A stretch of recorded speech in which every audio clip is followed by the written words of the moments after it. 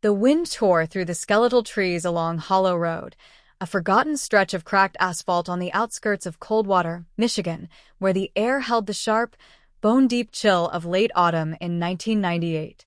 It was the kind of cold that made you feel like warmth was a memory you'd never reclaim, the kind that clung to your skin and whispered of things best left buried. At the road's end stood a house, a sagging relic from the 1920s, its clapboard siding peeling like dead skin, its windows dark and hollow, staring out like the eyes of something long dead. Locals called it the Carver House, though no Carver had lived there in decades. To them, it was a place of dread, a scar on the town's history, woven with half-remembered tales of a tragedy so vile it seemed to poison the earth itself. Ellen Harper knew those tales better than most. She pulled her battered Ford pickup into the overgrown driveway, the engine coughing its last as it died. At 32, Ellen's auburn hair was tied back in a messy bun, her green eyes shadowed by too many sleepless nights, her hands trembling as they gripped the steering wheel, not from the cold, but from the memories clawing at her mind. This was the house where her sister, Sarah, had died 15 years ago. The house where he had taken her. Ellen's gaze drifted to the passenger seat, where a manila folder lay, its edges worn from years of handling. Inside were newspaper clippings, police reports, and a single photograph of Sarah, smiling, alive, her blonde hair catching the sunlight like spun gold. The official story was simple. Sarah, 17 and full of dreams, had been murdered by a drifter named Raymond Kessler, a man with a rap sheet longer than Hollow Road itself. Kessler had been convicted, sentenced to life without parole, and that should have been the end of it. But Ellen knew better. The truth was uglier, buried deeper, and it wasn't just Kessler who bore the blame. She stepped out of the truck, her boots crunching on the gravel, the air thick with the scent of damp earth and decay. The house loomed before her, its silhouette jagged against a bruised purple sky, and her heart pounded, a primal rhythm urging her to run. But she couldn't. Not anymore. She'd spent years running, from the guilt that gnawed at her for not saving Sarah, from the grief that choked her every time she saw her sister's face in a dream, from the rage that burned hotter with every passing day. Now, she was back, and she wasn't leaving until she'd unearthed the truth and made them pay. The front door creaked as she pushed it open, the sound like a low, guttural moan. Inside, the air was stale, heavy with dust and the sour tang of mildew. Her flashlight beam cut through the gloom, revealing a living room frozen in time, a sagging couch coated in grime, a coffee table littered with empty beer cans, walls papered in a faded floral pattern that seemed to writhe in the shadows. Every step stirred memories, Sarah's laughter, bright and infectious, her teasing voice as she sang along to Madonna on the radio, the way she'd danced barefoot in this very room. And then, the screams, sharp and desperate, echoing in Ellen's mind as if they'd never stopped. Her throat tightened, but she forced herself forward, her hand brushing the hunting knife tucked into her jacket. She wasn't here to reminisce. She was here to start a reckoning. Ellen's obsession with the truth had ignited a year ago when a letter arrived at her small apartment in Lansing.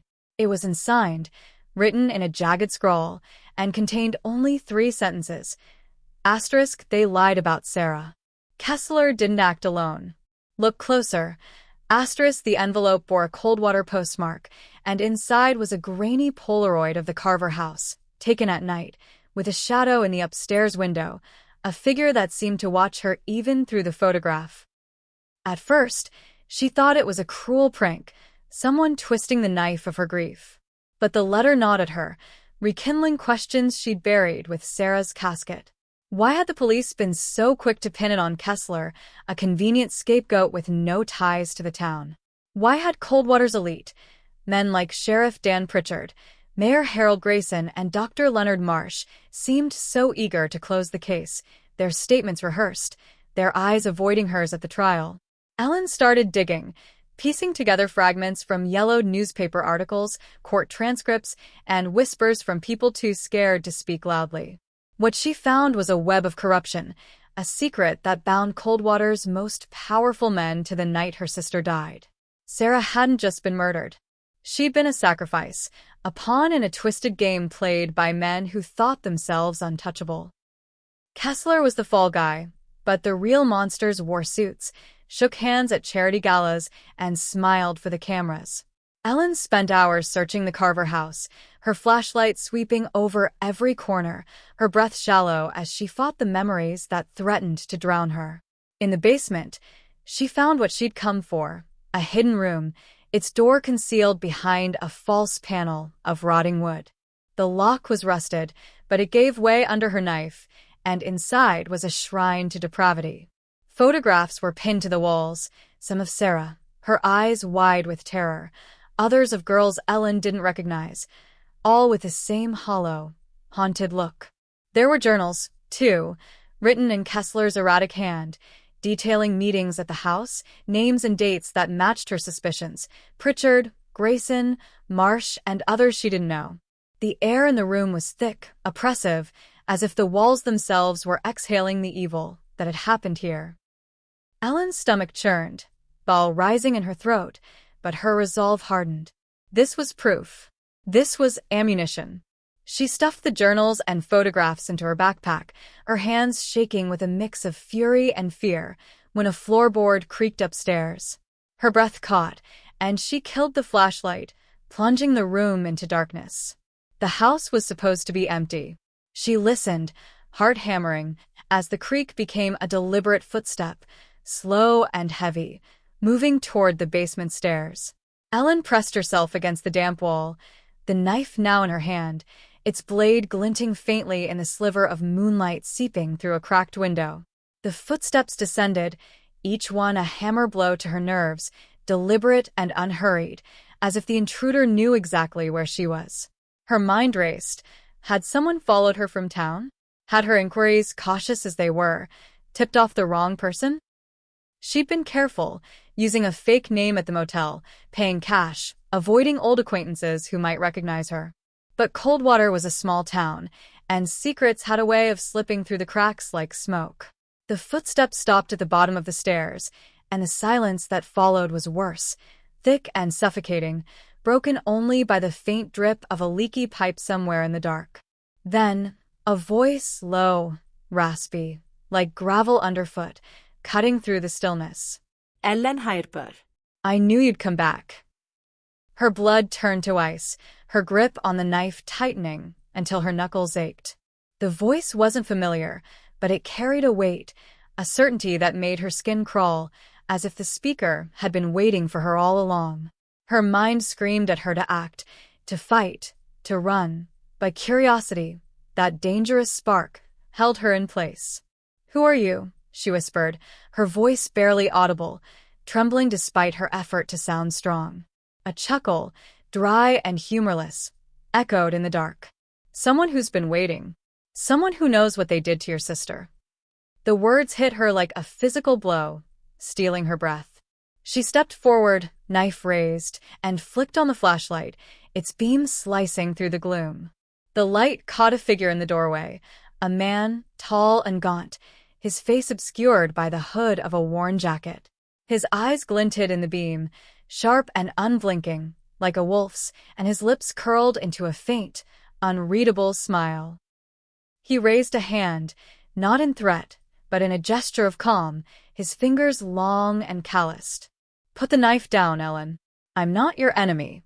"Then who are you?" she demanded, her voice steadier now, fueled by the anger that had kept her alive all these years. "And why are you here?" He tilted his head, as if weighing his words carefully. "Call me Caleb. As for why I'm here, let's just say I have my own scores to settle. You're not the only one they hurt."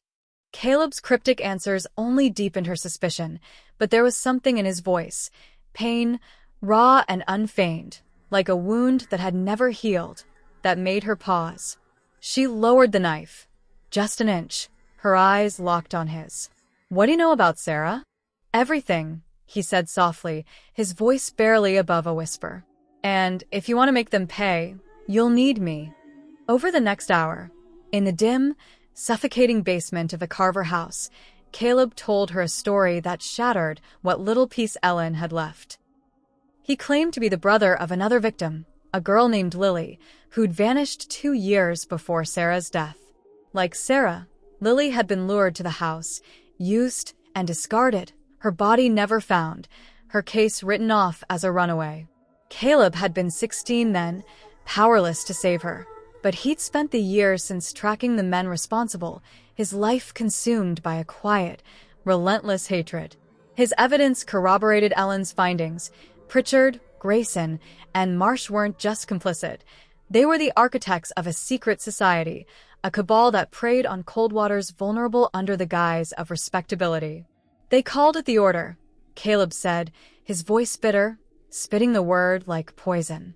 A fancy name for a bunch of sick bastards who thought they could play God. They used the house as their playground, and Kessler was their enforcer. He took the fall because they paid him to, and he was too broken to care. Ellen's hands shook as she clutched the journals, Sarah's face staring back from the photographs pinned to the wall, her eyes pleading for justice. "Why didn't you go to the police?" she asked, though she already knew the answer. Caleb's laugh was sharp, cutting, like glass breaking. "The police? Pritchard owns them. The whole town's in their pocket. You think I haven't tried? I went to the state police once, years ago. They buried it. Said I was crazy, grieving, making it all up. Evidence disappeared. Witnesses clammed up. You know how it works."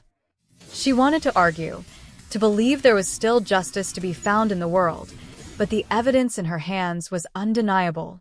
The system had failed Sarah, just as it had failed Lily, and God knew how many others. If Ellen wanted revenge, she'd have to take it herself, outside the law, outside morality. And Caleb, with his haunted eyes and quiet intensity, was offering her away. They made a pact that night, sealed in the shadows of the Carver House, their voices low as the wind howled outside.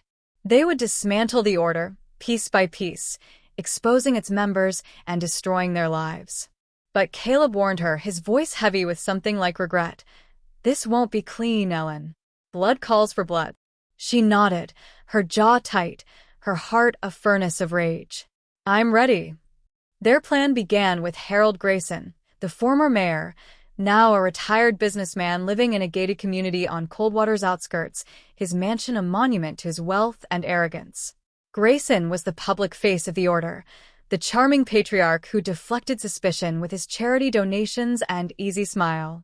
Ellen and Caleb spent weeks watching him, learning his routines, mapping his vulnerabilities. Grayson was paranoid, with security cameras and a private guard, but he had a fatal flaw.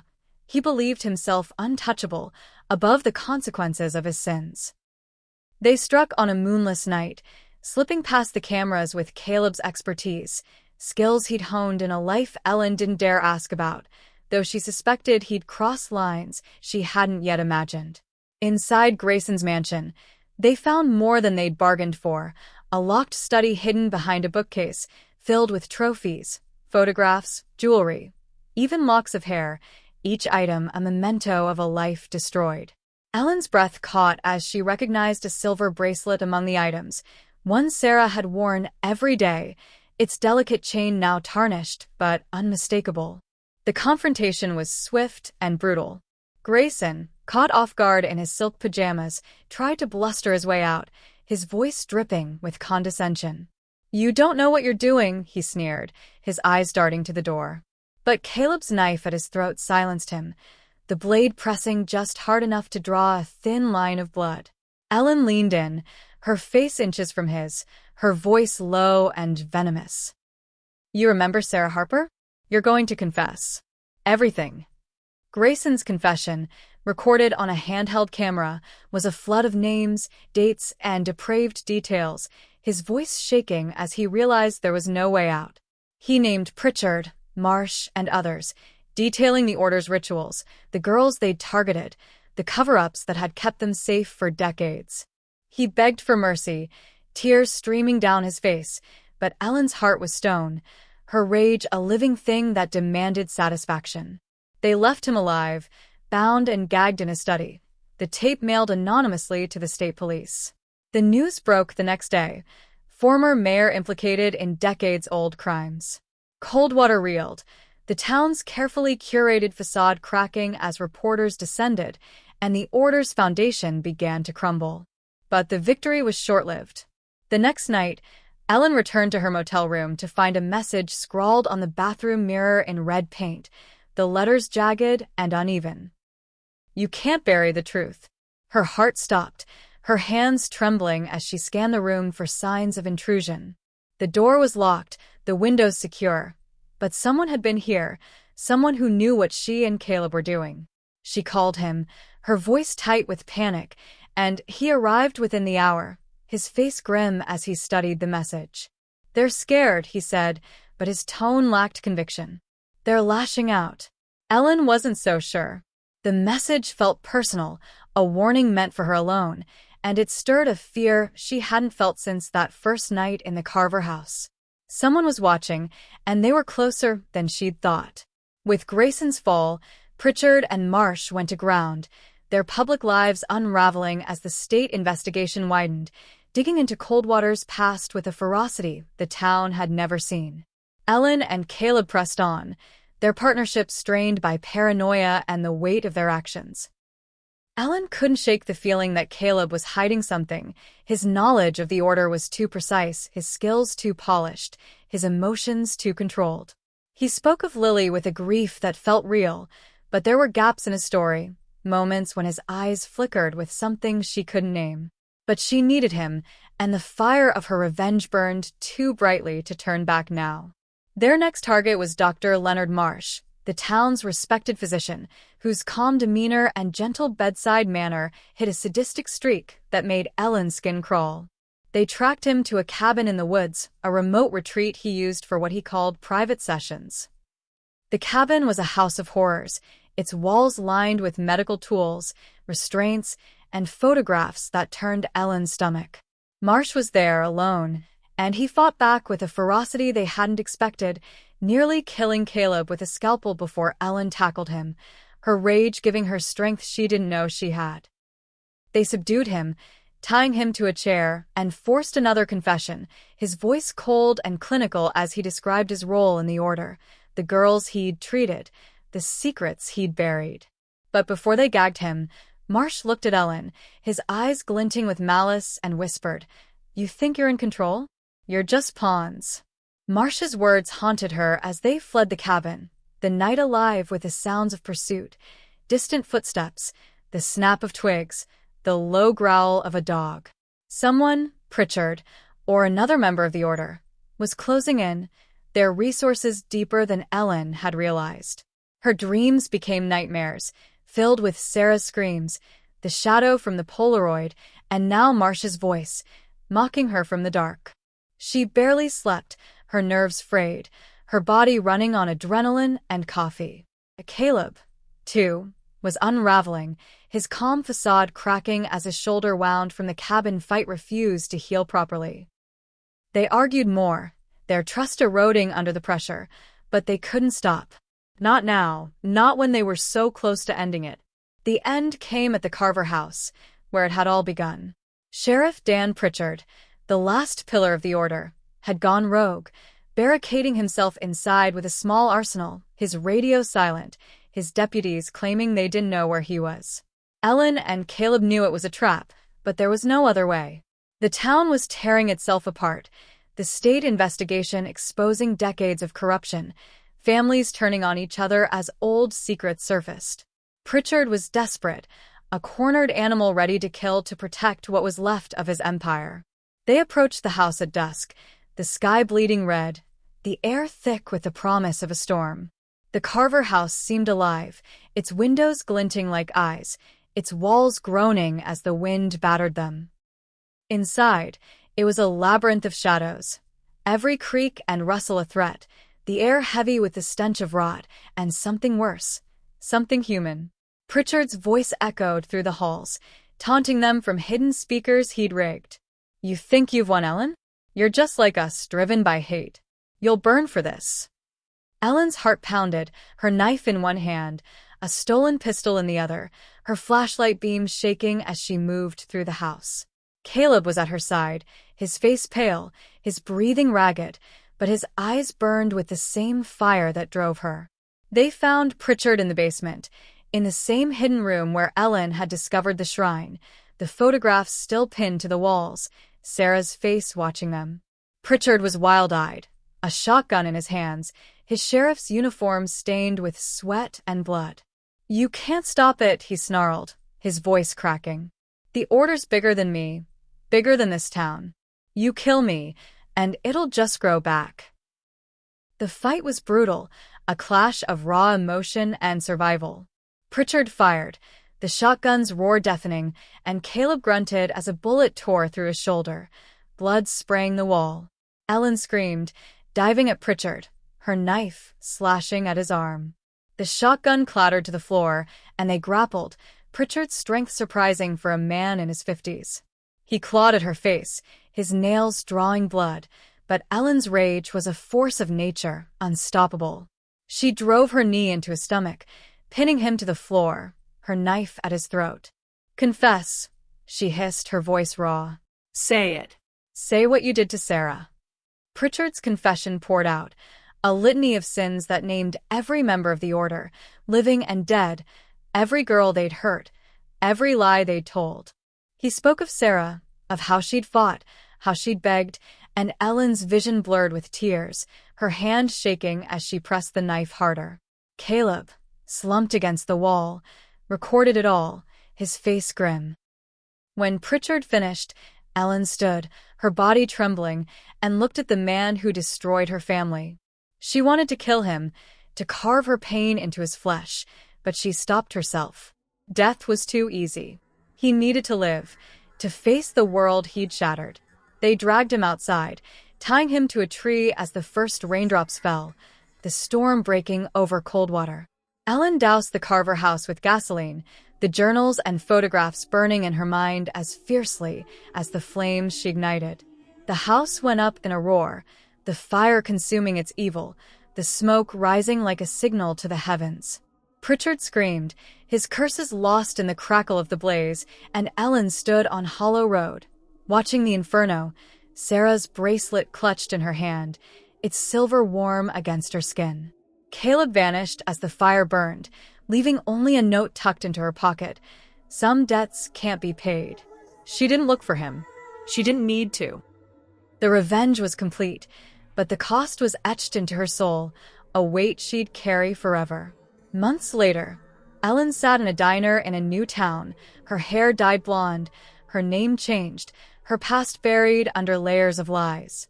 The order was gone, its members dead or imprisoned, Coldwater a ghost of its former self, its streets quiet, its people broken. The state investigation had torn the town apart, exposing corruption that reached beyond the order, into the very bones of the community. Pritchard's confession had been broadcast, his trial a media circus, and the world knew Sarah's name, her story, her truth. But Ellen felt no peace. The nightmares hadn't stopped, vivid and relentless. Sarah's screams, the shadow in the Polaroid, Caleb's voice whispering from the dark. Sometimes, she swore she saw him, a figure at the edge of her vision, gone when she turned. The bracelet stayed with her, a reminder of what she'd lost and what she'd done to avenge it. She'd freed the truth, but it hadn't freed her. Ellen Harper sipped her coffee, staring out the diner window at a world that felt foreign, and wondered if revenge was ever enough, or if the ashes of her past would weigh her down forever.